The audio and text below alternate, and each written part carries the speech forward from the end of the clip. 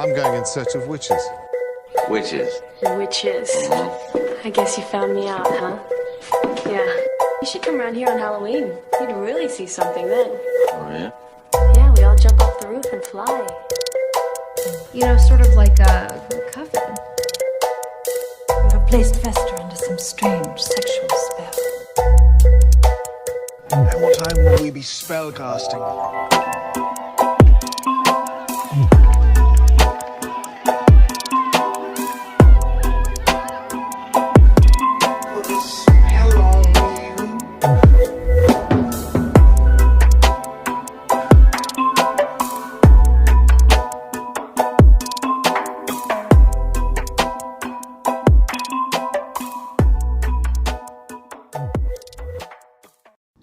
Hey there, witches, and welcome to Moonstone Witchery, the podcast where we talk about witchcraft and spirituality in a modern context. My name is Rhian Luckard, and I am super excited to be here with you today. 2 podcasts in 1 week is inspirational, and I'm super thrilled to be here and doing this again. Let's jump in, okay? Not going to talk about Jesus today at all, so we're just going to keep it moving. Today I want to chat about empaths and energy cords and whatever else kind of comes up with those 2 topics, because I think that this is an area where we could use a little bit of reminding about how being an empath is affecting you on a day-to-day basis, and cord cutting and all the things that are not talked about in regards to the energy cords that we have and carry and are wearing with ourselves. So let's just dive right in. An empath is someone who is able to feel the energy of people and places and situations and circumstances.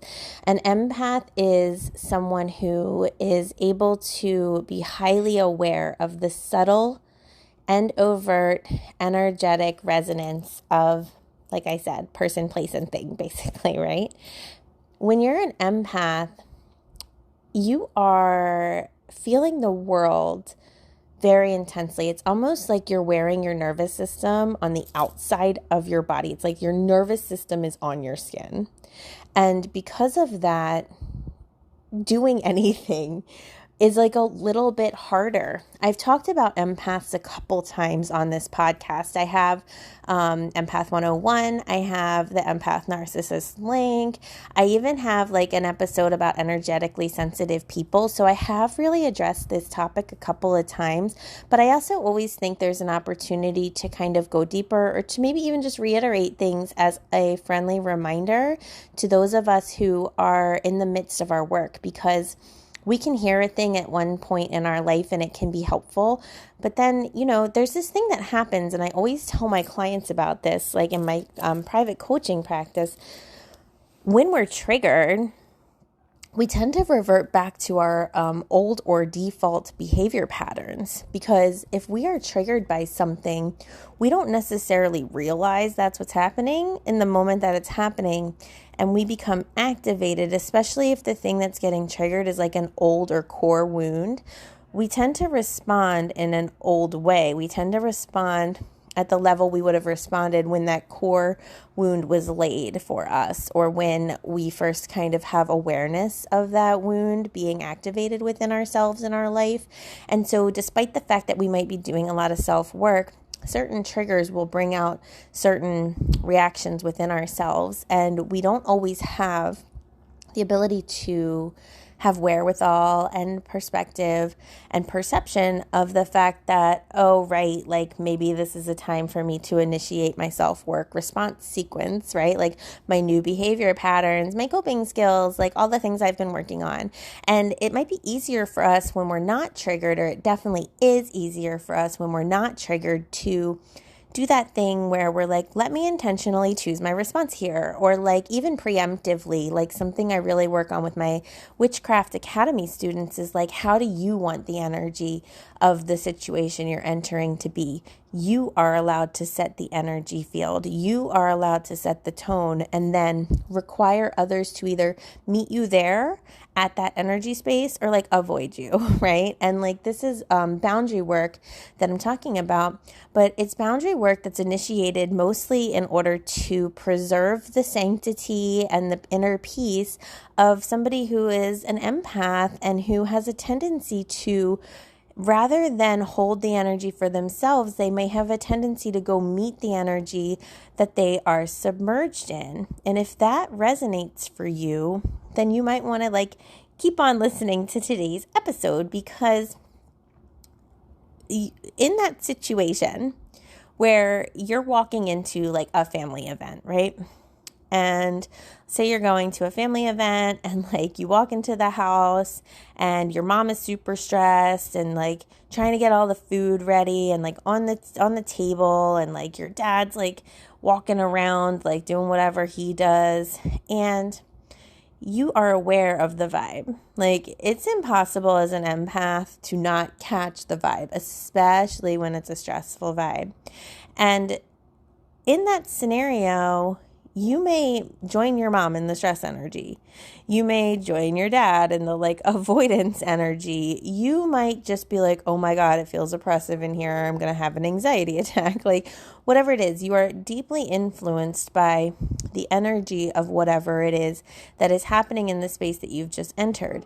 And that energy field, if you don't walk into it boundaried or protected, or like with the intention of holding that vibe that you want, now your energy has almost like it's like your energy field around you is like a container. And what I want us to do is seal that container, put a lid on it. But what happens to a lot of people is they open that container more and they're like, here, funnel in some of this vibe in this room, and I'll just hold it in my energy field, and I'll just hold it in this fancy energy holding container that is me. And then this leads us to not feeling okay, being taken out of our peace. It leads us to stress. It leads us to anxiety. It leads us to depression. It leads to being very draining at minimum, because we're inviting in the energy of the space that we are entering and the people that we are interacting with. And I call this being reactive. And being reactive does not necessarily mean that you're going to be explosive or hostile or causing some drama. It just literally means, oh, there's an energy, so I'm going to initiate a response sequence. And usually the response sequences that we initiate due to some sort of trigger are not in our highest good. They're not for our ultimate peace, our ultimate healing. Like they're not in alignment with like being where we want to be. Usually our reaction sequences are like, let me get involved, let me take this in, let me try to fix, help, and save, let me do the most, right? And we don't get anywhere because we can't fix, help, and save really anyone in any situation, especially not without their cooperation. And then what ends up happening is it's like we turn into the energy that we like literally hate and are trying to like make go away. You see how that happens? It's like law of unintended results, right? I walk into a space, my mom's there super stressed. I have very ancient reaction sequences to a family member being super stressed because I've been conditioned, taught, and programmed how to respond in that situation. And now I'm acting like a former version of myself. It doesn't feel right in my body because that's not who I am anymore. It causes me a lot of distress and stress. And then I'm like, gosh, I hate these things. I don't want to go, but I'm going to go. And then we have this like preemptive anxiety leading up to family events. We have this like post anxiety after family events. Like it's just a whole spiral that happens. And it's all because we aren't aware of the fact that our empathic tools are not here like serving us in these moments. Instead, our empathic tools are creating response sequences that like actually don't serve us. And so we got to have conversations with ourselves. And one of those conversations is this podcast topic today that we're talking about, because I want us to start to get into the habit of validating ourselves enough that we are allowed and empowered to determine the energy that we want to hold for things. And it doesn't mean that you have to be like, I'm going to go to this party and everyone's going to be happy, because that's just a twisted way of still being reactionary. That's putting you into like people pleaser mode, hypervigilance, like overly assessing and analyzing every single person's vibe, and then like trying to draw them into yours, or trying to like help them so they can get to a baseline where they can then choose happy. And you can see how this is very dependent on things external to you. And anything that's very dependent on things external to you is going to feel stressful, because we're not in charge of those external things. And we can try to force it or push it or do the most, but ultimately it doesn't always go our way. Like if you're, if you're like Aunt Sally is like at the party, she's cranky, you're trying to bring her a drink, you're trying to sit next to her, you're trying to be like, I love your dress, you look so pretty, like how has your life been? If you're trying to like soothe her to a place of choosing joy, we don't know if Aunt Sally's even capable of choosing joy. We don't know if Aunt Sally wants to choose joy. We don't know if Aunt Sally, if in her comfort zone, how she operates is by just being cranky. Some people wander around this world and that's the way they know how to relate to people, okay?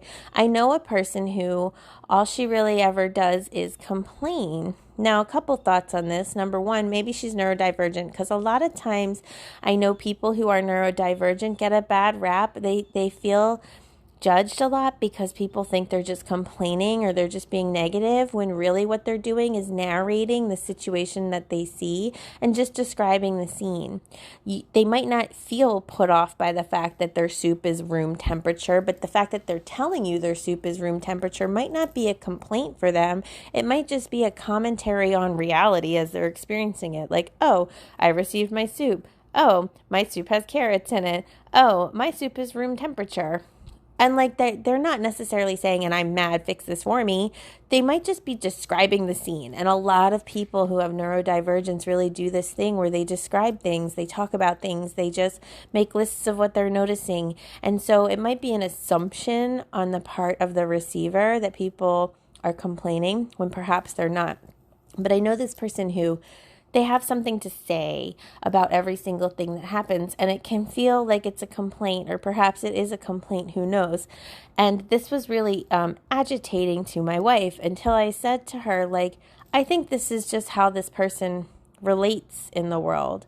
I think maybe they just want to have a conversation with other people and they don't really know what to talk about. They've probably been conditioned to have conversations that are based on disharmonious scenarios, or they're conditioned to have conversations about like what's not going well, or it's some form of like relating to others, and it might not be a bad huge thing that we have to worry about. It might not even be negative to them.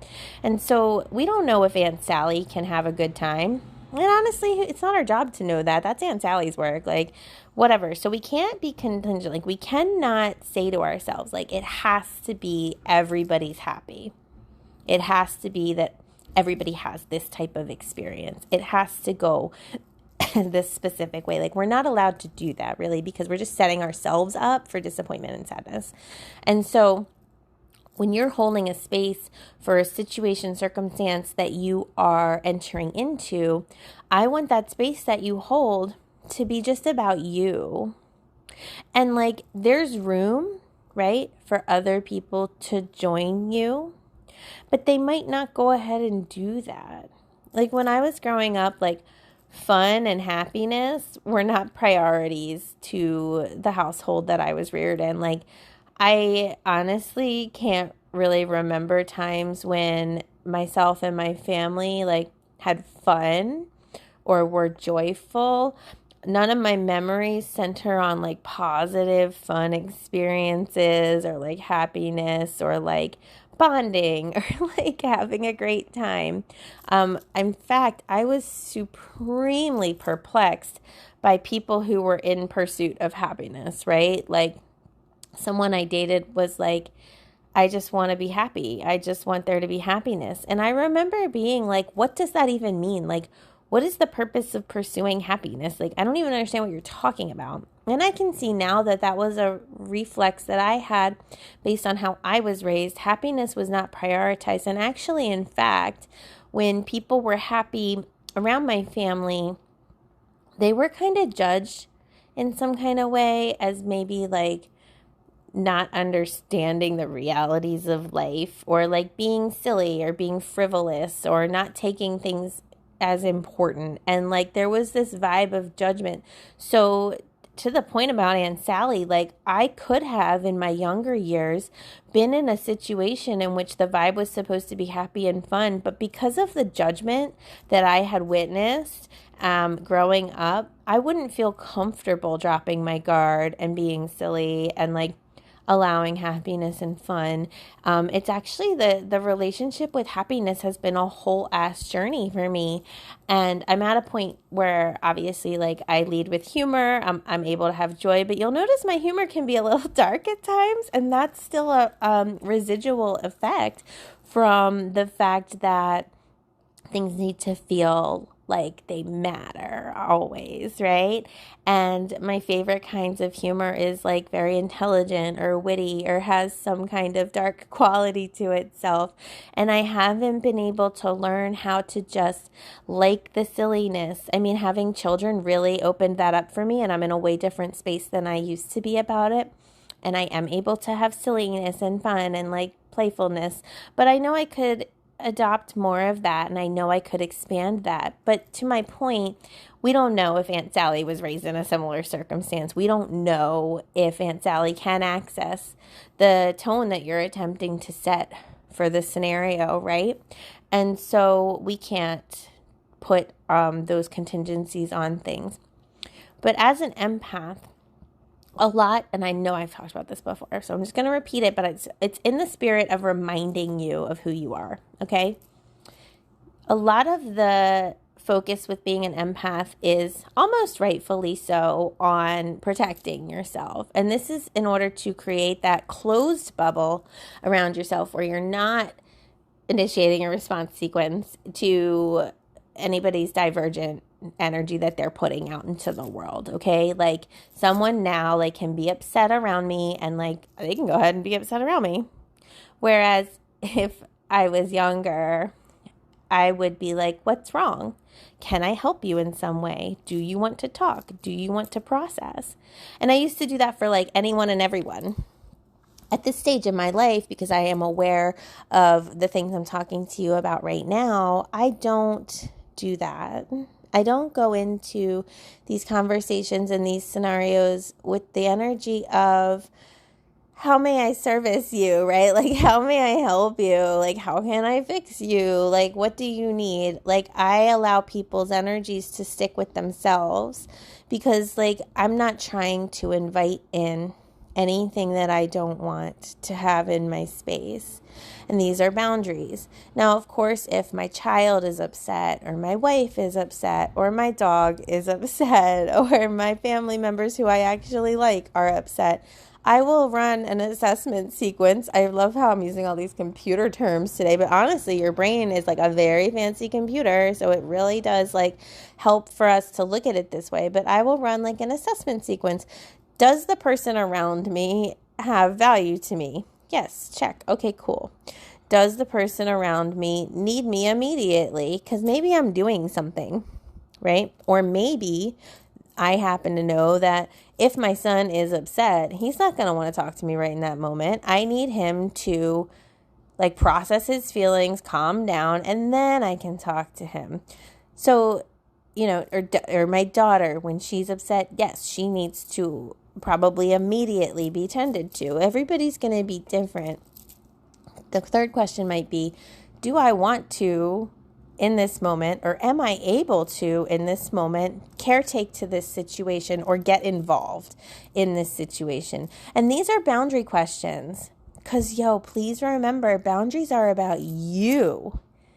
I think a lot of people think that boundaries are about others. Boundaries are not about other people. Boundaries are not about how other people need to behave. Let me clarify. Boundaries are not about how other people need to behave.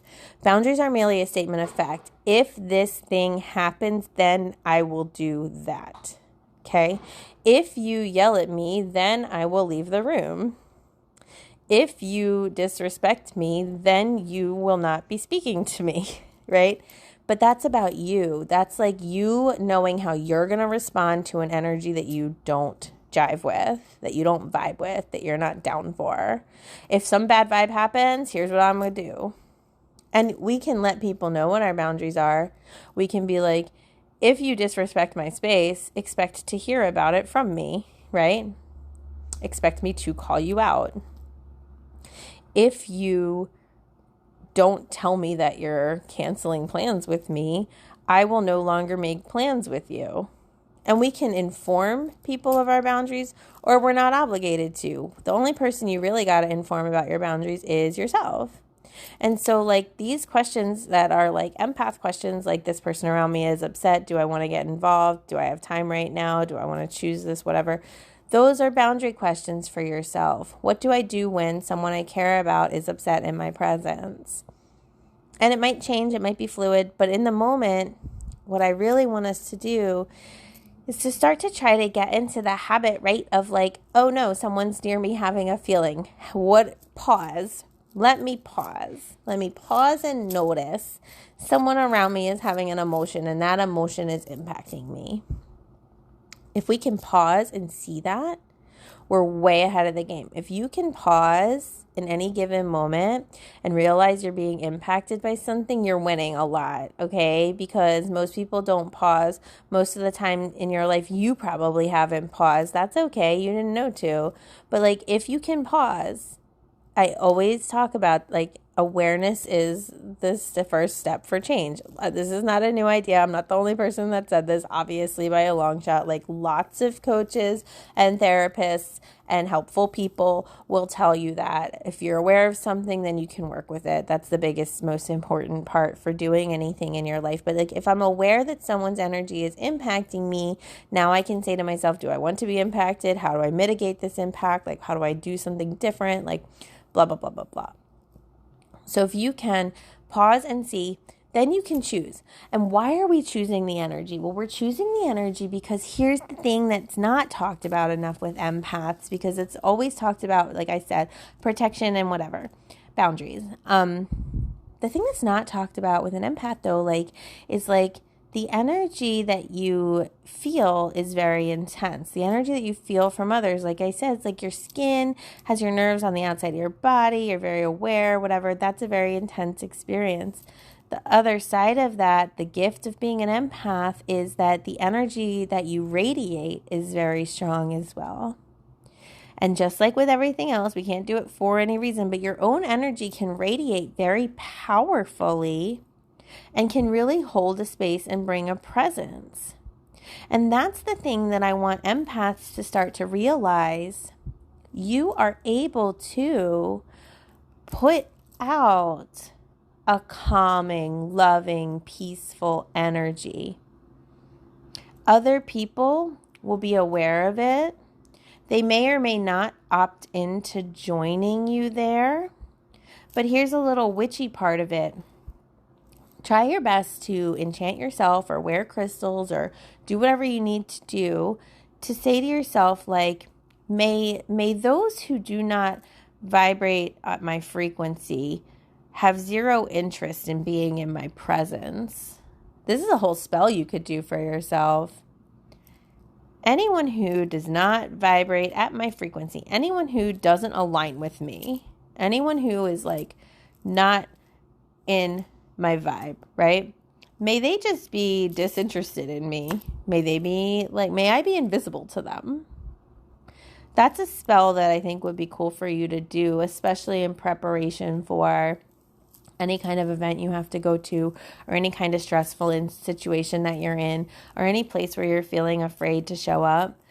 Go ahead and enchant the experience for yourself. Go ahead and spell like the situation for yourself by telling it like either people are going to be nice to me or they're not even going to interact with me, essentially. Okay.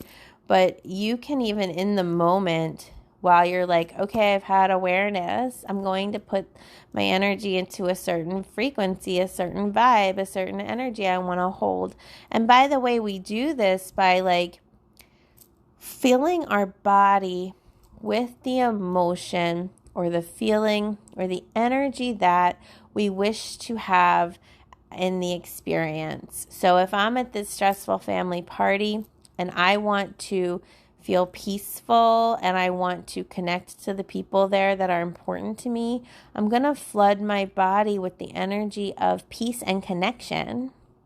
I'm going to be like, when in my life have I felt peace? Okay, I know what that feels like. When in my life have I felt like I've had really good connections to people and I've gotten to talk to people? Okay, cool. I know what that feels like. Fill your body to the best of your capacity with those emotions. And then as you fill your body with those emotions, you go, lock it in, right? You go, this is the vibe. This is what I'm going to return to. This is what I'm going to hold. This is what I'm going to project forward. And if people don't like that, may they just like walk away from me. You know, blessed be and so it is. So you can like cast that kind of intention upon yourself in any given moment, in any given situation. Just be in that habit of kind of dispatching commands to the universe or to the energy field around you. And the way we practice that is by doing it on the regs. Like every day, I want you to tell the universe what it's going to go ahead and do for you, bring for you, set an intention for your day. When someone says set an intention for your day, that's what they mean. Hold the energy. Be very clear and clarified as best as you can to your ability.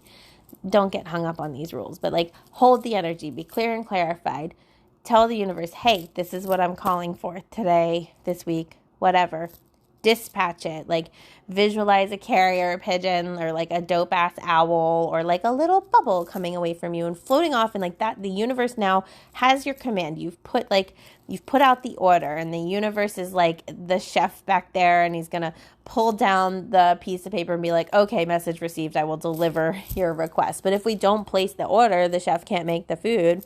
So that's what we want to do when we're intention setting. And if you want to get really good at spelling your situations in the moment, I want you to get really good at intention setting for your day. I want you to get really good at telling the universe what it's going to go ahead and do for you. Okay? This is some lived kind of witchcraft, and it's great for empaths to be able to immediately recalibrate their energy field and step by step, flood your body, hold that energy, get clarified as best as you can, dispatch it to the universe. But in that dispatching of it, you're not giving it away, you're not releasing it from your body. You're also aligning with it. You're continuing to maintain that frequency within yourself. You're holding it so that the universe is like, oh, I know how to find it to deliver it to you because you're asking for what you're holding, right? And so in those moments, okay, I'm stressed out. Let me step outside. Let me go hide in the bathroom, whatever. Here's the vibe, the new vibe. Dispatch it out. That's what I'm going to have happen today. And then you just follow your intuition around that party to find the people who kind of like glitter at you or ping your attention, because those are the people that are going to be able to resonate. Those are the people that are going to be able to connect. Those are the people that are going to align with that vibe that you just said. And then you can have that peace and connection scenario that you want to have take place for you. And so this is one way that instead of being reactive as an empath, you can be proactive and you can set it up how you want it to be.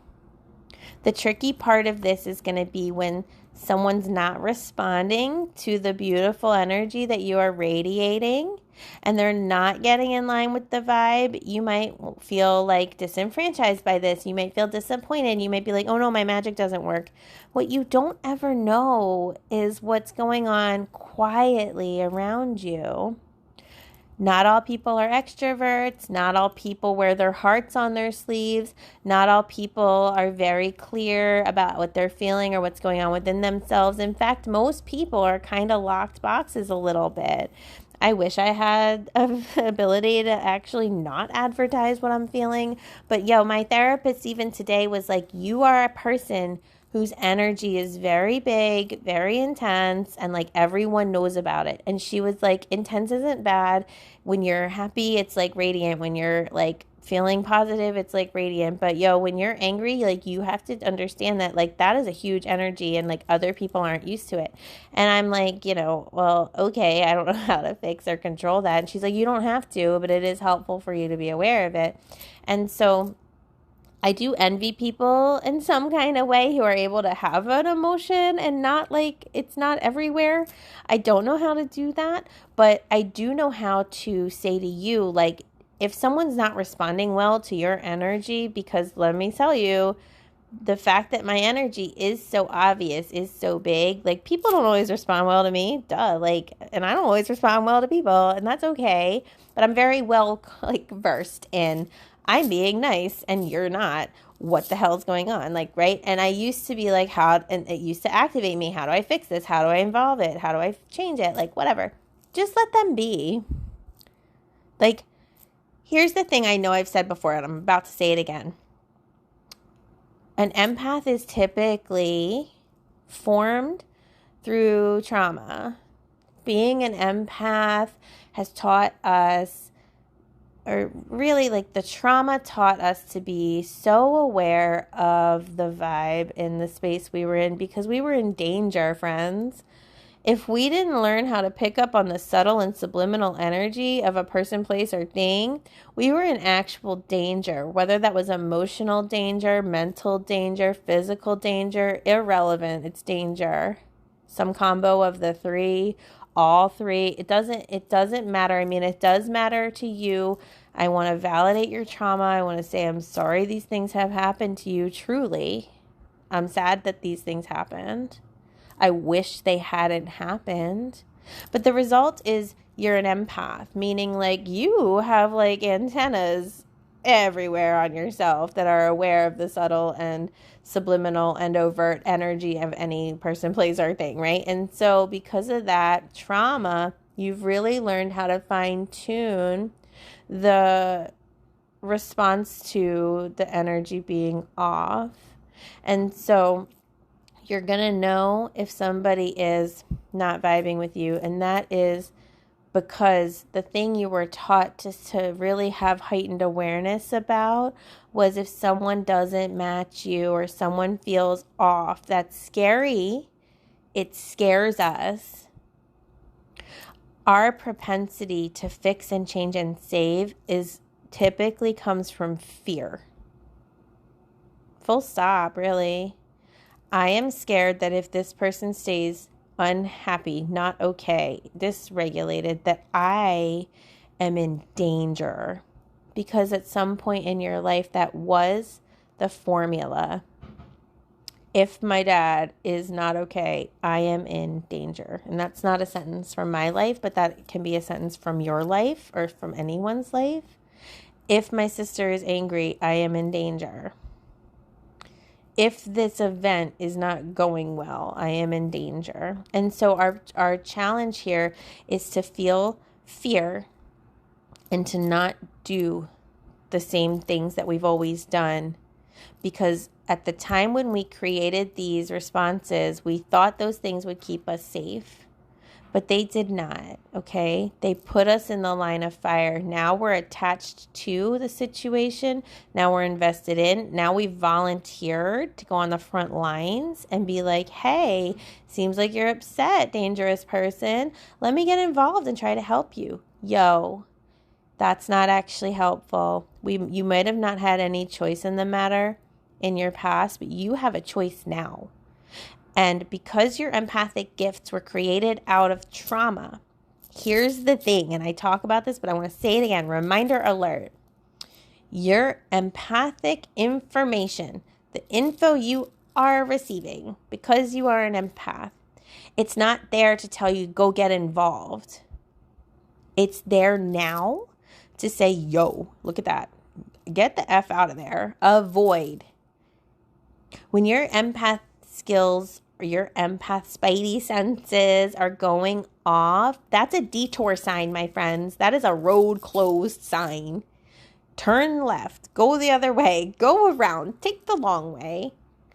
now what I want you to notice is like when you're activated to jump in and fix, help, and save, say to yourself, or I could turn around and do none of those things and have a nice day.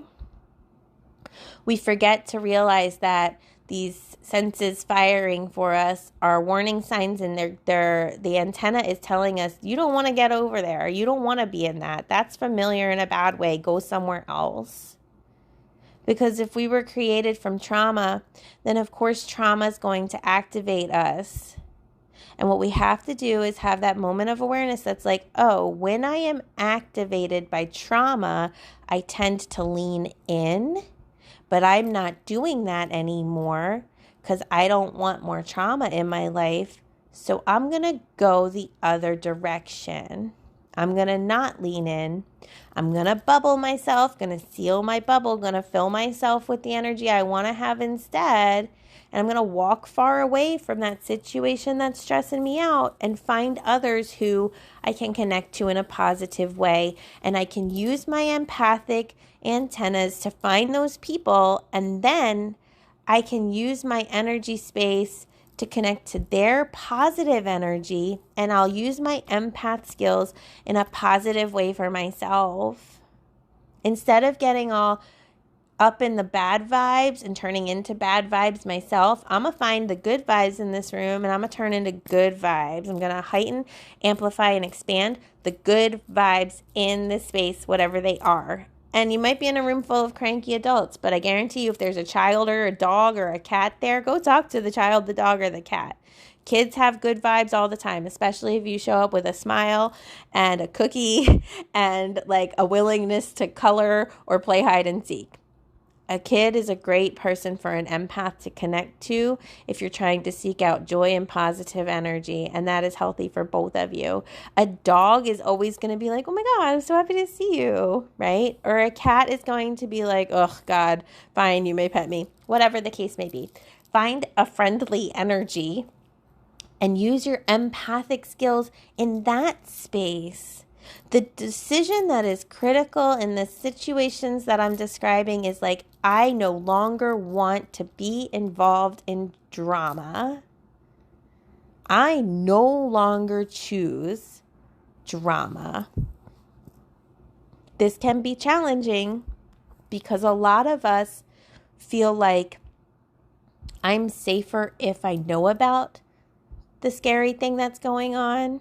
I'm safer if I get involved in it because then I can keep my finger on the pulse of it and monitor it and whatever. But you're not thinking about the tax that takes on you.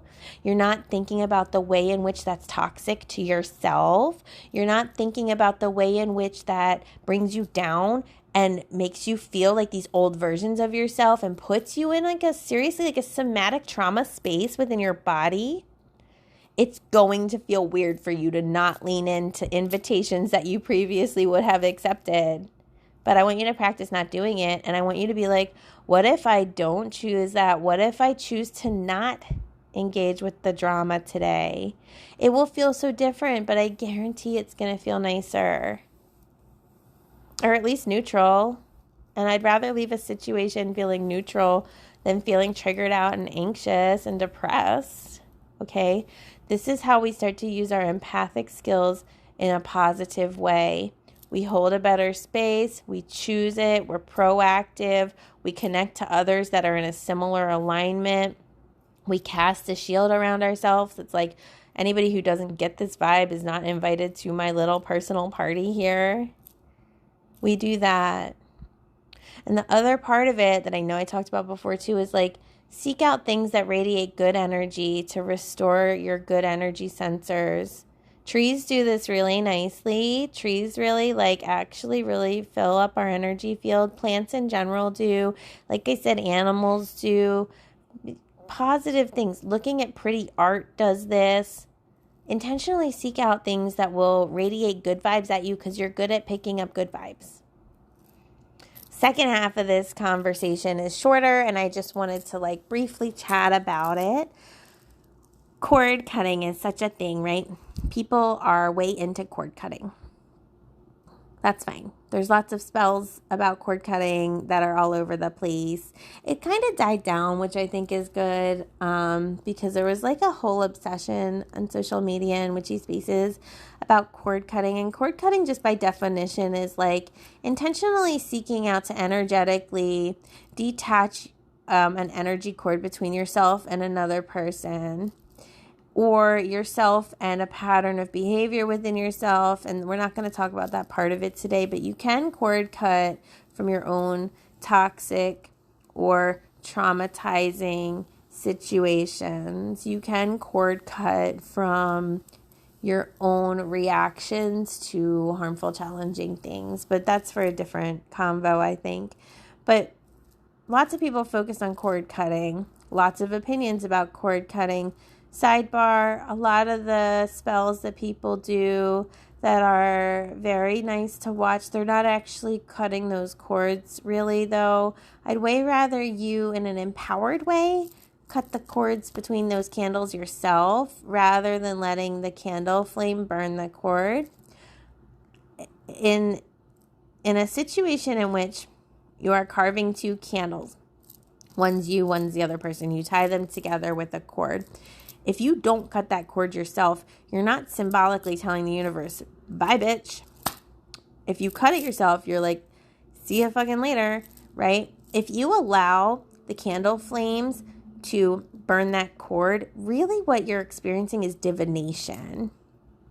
See, when you set it up like, this candle's me, this candle's you, I'm tying you together, let's burn the candles, what it's telling you about is you've set up a situation in which you are tied to another person. Now you're burning this. The way in which it burns is going to give you information, but it's really going to give you information about that situation rather than burning away the situation. And you guys can disagree with me about this, that's fine, but like it's truly telling you about the scenario more than it is burning the scenario to the ground. Cutting that cord yourself is so much better. I have a whole ass class on cord cutting. I just put it massively on sale on my website because I am trying to put everything on sale because the economy is terrible. So people have this misconception of me that my prices are low because like what, I don't value my work. No, it's because I value my work so much that I want everybody to be able to access it. So I will go ahead and slash prices on the regs, like because of the fact that like I'm trying to be accessible to everybody. And I hate this rich bias that our culture has. And my cord cutting class is on sale if you want, because I talk about 10,000 different ways that you can cord cut because you do not even have to do it with a candle. Sidebar, I'm like on a tangent, blah, blah, blah. So, okay, people want to cord cut. They want to remove these energy cords so they can be free. Now, presumably, a lot of people think, oh, I cord cutted, why don't I feel better? Because you have to live in alignment with your spells, friends. You have to live in alignment with your spells. If I'm cord cutting someone, but I'm still creeping their social media every single day, or rereading old texts, or looking at old pictures of myself and them, or rereading the emails they sent me, or like visiting places we traveled to together, like I am not living in alignment with a cord cut. I'm still reinforcing that energy field. If you're not living in alignment with your spells, they're not going to work. Block someone. If you cord cut, block them. That's what you're trying to do. You're trying to remove the cord. You're trying to block them energetically. Block them in the tangible world. Resist the impulse to sabotage yourself. We sabotage our spell works all the time, and it's sad. But a positive side of cords that no one really talks about is you have an energy cord between yourself and other people, right? Like if we're going to assume that like cords are things, and I believe they are, you have an energetic attachment to other people in your life. And so much focus, again, is on like cord cutting, removing those bonds. But no one ever likes to talk about, or no one ever thinks to talk about, or no one ever does talk about the positive ways that you can use these cords. A lot of times people are like, oh my God, I haven't talked to my son in a couple years, but I'm like worried about him. I heard that this is what's happening and that's what's happening. Like, how can I do protection for him? Use your energy cords, mama. You can send that boy protection energy right through that energy cord that you have with him. Use your energy cords. You know, I have told my kids this too. I have been like, mommy's going to send you love because, you know, I'm in a divorced household. So like they don't always wake up in my house, which was hard for me a couple years ago, but it's gotten easier. But I used to tell them when they were littler and they would like listen to me and not roll their eyes or like actually hear the words that are coming out of my mouth because like teenagers are hard, friends. But I'd be like, mommy is going to send you hugs and love just from my heart to your heart. And what I was really doing was using my energy cords, right? But like from my heart to your heart. So if you ever randomly think of mommy, it's because I sent you a big hug and you can feel like I love you and I'm telling you I love you in your heart. And I would actively do this. I have a whole bedtime ritual that I do for my children. And it's like lots of like, you know, blessings and things. I still do it for them even when they're not sleeping at my house.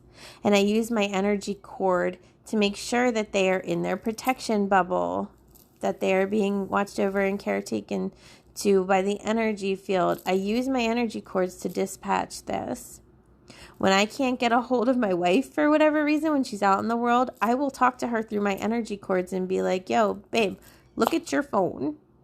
Think to call me. Reach out, like, tell me where you are in the world, like, bring home coffee, right? Like, I can even, like, maybe try to place orders. Sometimes it works, sometimes it doesn't.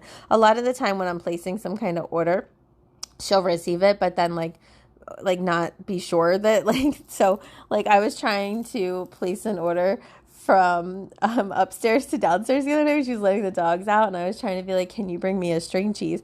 She didn't come up with the string cheese, but she did mention, yeah, I thought about string cheese. And I was like, damn, it worked, but it didn't work all the way. But like, use your energy cords.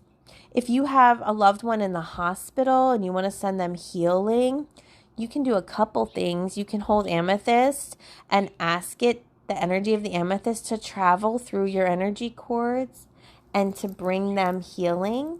Can I just make a side note? I am having the best experience right in this moment, okay? I have one of these bird feeders that like sits in your window and like there's this little part of it that comes into your house because it's coming into the room and it's got all these seeds in it. So it's like a little bird aquarium that's attached to your window, right? It has been in my window for like 3 actual years and no birds have ever visited. And today I have had the same bird in this window bird feeder twice. And she was just singing when she got in here. And she is like happily snacking on these bird seeds that have been here for a minute, friends. And it's so exciting. I feel like, oh my God, like I'm getting nice signs and nice visits from birds. I have become a bird person. I don't know what it is about getting older and like having a connection to birds, but like I'm obsessed with birds right now. So this little happy bird is in my little room with me right now that I'm in. It's so exciting. Sorry to do that. But you can hold like an amethyst and you can say, amethyst, this person needs healing. Please fill my energy with whatever healing that they need and send that energy via my cord to them. And it will do that. You can sit with a spelled candle that you carve for them with their name and the healing that you're calling forth. And number 1, that candle will dispatch the energy on its own. But number 2, if you want to sit with it and send that energy directly to them as well, you can do that too. If you want to tell a person that you love them, if you want to tell a person that you're thinking of them, if you want to tell a person like any information that you want, if you want to send them a blessing, if you want to send them energy, you can do that through your cords. People, oh my God, there's 2 birds now, you guys. I was joking with Audrey earlier. I was like, because we've had like 3 days of rain and now it's sunny. I was like, I think that they got mad that their food was wet down there. And they decided to come to the drive-through window. And like, that's because that's literally what this looks like. Sidebar, you can leave offerings of bird seed to your land, and like that can be an offering to the land spirits, because the spirits of your land really like it when you leave offerings that fill and nourish the land and that like appreciate it. And feeding birds, and you know, a side thing that happens when you feed birds is you're also feeding squirrels. But feeding birds is a nice way to give offerings to your land, as long as you're kind of telling the land that that's what it's for. Oh my God, I had 2 birds visit my like drive-through window. So using your energy cords on purpose for good things or nice things or information things is a thing that no one knows to do. And that makes me sad. I don't want to just focus on the cord cutting, the severing of the cords. I want to focus on like, how do these cords work for us? Just like, how do your empath skills work for you? Your cords can totally work for you. They can totally work to strengthen your relationships with people, to send whatever you want them to know or feel or receive. And like, let's say your kid's at school and you just kind of want to check in on them. You can sort of close your eyes, focus on the energy cord, travel down it with your like psychic giftedness, and catch their vibe. You can kind of like, I call it spy cam. Like when we like look through the dog camera at our house, we call our dog camera spy cam, because we're spying on the dogs. Using your energy cords to kind of peer into the vibe of your kid at school is like spy camming. Like you're just catching the energy. You're just finding out what's going on, especially if you're worried about them. Or if like your partner had a big presentation at work, you can kind of like tap in to see how you feel like it went. And just like use your cords to send, you know, confidence, power, enthusiasm, peace, especially if they're anxious. Use your energy cords to send peace or grounding or whatever it is that they might need. I just wanted to bring this to your attention because I've not seen anyone else talk about this. And I think it's really important that you can use your cords to others for good. And also, side note, because I'm running out of time, but you have cords that are connecting you to your home and other spaces that are important to you as well. If you're traveling and you're having a hard time, you don't do well being away from your house, or you're nervous about something, you can do a couple things. Number one, you can just cord connect back to your home so you feel grounded and safe. You have cords with your pets too. Or you can set up like a situation for yourself that's like an anchor. Like Rhiannon was talking to somebody about like creating a crystal grid that was a proxy of herself for when she's out doing things. Brilliant idea. Creating a proxy of yourself that's saturated in the vibe that you want it to be is great. The thing I would add to that is like use your cord like to like visualize and connect back to it. And that's what I'm sure she's doing too. But just to articulate it like that, like you can visualize a space in your home that you intentionally set up for yourself so that when you are away, it's a touch point. It's like a centerpiece of you.